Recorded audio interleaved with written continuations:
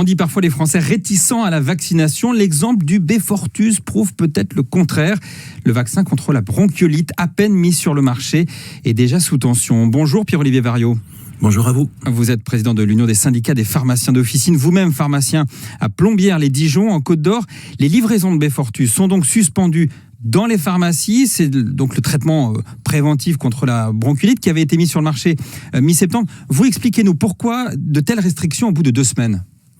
Alors, il y avait une production qui était prévue, qui était calibrée par le ministère sur 200 doses de Beyfortus et qui était panachée entre les plus faibles doses pour les plus petits poids et les plus grosses doses, une plus grosse dose pour les poids plus conséquents d'enfants. Et en fait, il y a eu un engouement énorme de la part des parents à avoir un acte de prévention pour protéger leur enfant d'une maladie qui est quand même assez grave et qui tous les ans provoque beaucoup d'hospitalisations. Et du coup, on s'est retrouvé à court de ce médicament. Alors, il y a une nouvelle vague de production qui va rentrer en production et qui va nous être livrée courant novembre, je crois. Mais je ne peux absolument pas vous dire à l'heure actuelle combien de doses vont nous être livrées, quand. Et voilà. Mais ça, c'est en attendant en fait de passer dans le droit commun, puisque vous savez, on avait en 2 temps. Oui, il y avait des livraisons en 2 temps, avec d'abord en réalité une priorité sur les maternités. Et c'est d'ailleurs ce qui est à l'œuvre, c'est-à-dire que vous parliez des 200 000 doses. Rappelons qu'en fait, il y a toujours 160 000 doses qui sont stockées au niveau français, mais qui sont pour l'instant réservées aux maternités. Ça veut dire quand même que les parents vont devoir être patients. Le problème, c'est que tout l'enjeu de ce vaccin, c'est qu'il soit administré le plus tôt possible aux enfants. Alors le plus tôt possible, pas forcément, mais en tout cas le plus en amont possible d'une éventuelle épidémie de bronchiolite. Ça oui, je vous rejoins. Alors c'est pas un vaccin dans le sens où on stimule pas l'immunité. C'est un anticorps monoclonal, donc c'est un traitement préventif. Voilà, exactement. Donc dès qu'il est injecté, il est actif. C'est pas comme un vaccin où il faut 3 semaines, 1 mois pour que l'immunité se mette en place, si vous voulez. Donc on a encore du temps. Mais moi, ce que je trouve vraiment comme positif, c'est effectivement, on a beaucoup parlé de défiance des nouveaux traitements, en particulier avec le virus, le vaccin du Covid, contre le Covid. Mais moi, ce que je trouve vraiment positif, c'est qu'en fait, les gens aient vraiment compris l'importance de la prévention. Oui, et parce que en fait, vous êtes vous-même pharmacien en Côte-d'Or, je le disais, vous n'observez aucune réticence de la part des parents pour cette injection.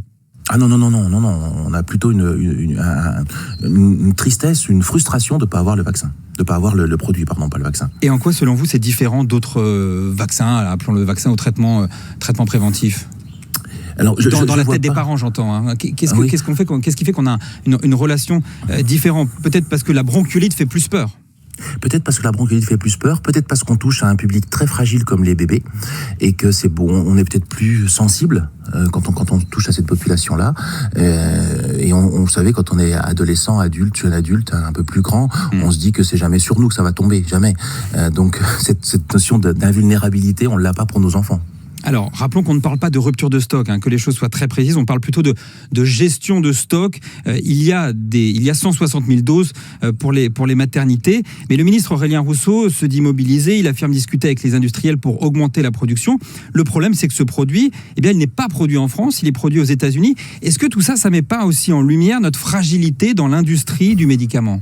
Oui, alors le ministre fait un travail extraordinaire en essayant de récupérer des doses pour pouvoir que tout le monde soit le plus possible couvert.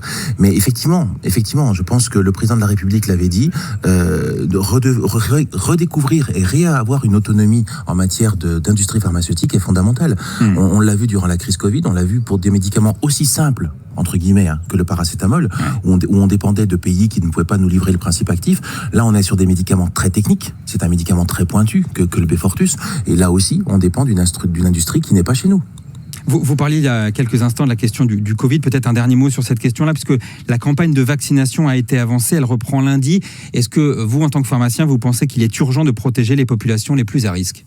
Eh bien, écoutez, j'aurais tendance à dire que oui, parce qu'autour de moi, j'ai quand même pas mal de patients qui ont été parmi les plus fragiles, ou des patients âgés, alors patients ou amis, qui suite à un Covid récent, se retrouvent hospitalisés. Alors, pas en réanimation, c'est pas des gens qui sont en réa, mais qui se retrouvent hospitalisés. Et on voit que ça repart. Donc, il faut absolument se revacciner, au moins parmi les personnes les plus fragiles, qui ont une immunité qui sera peut-être la moins forte. Et là-dessus, a priori, pas de problème de stock sur les vaccins Covid ?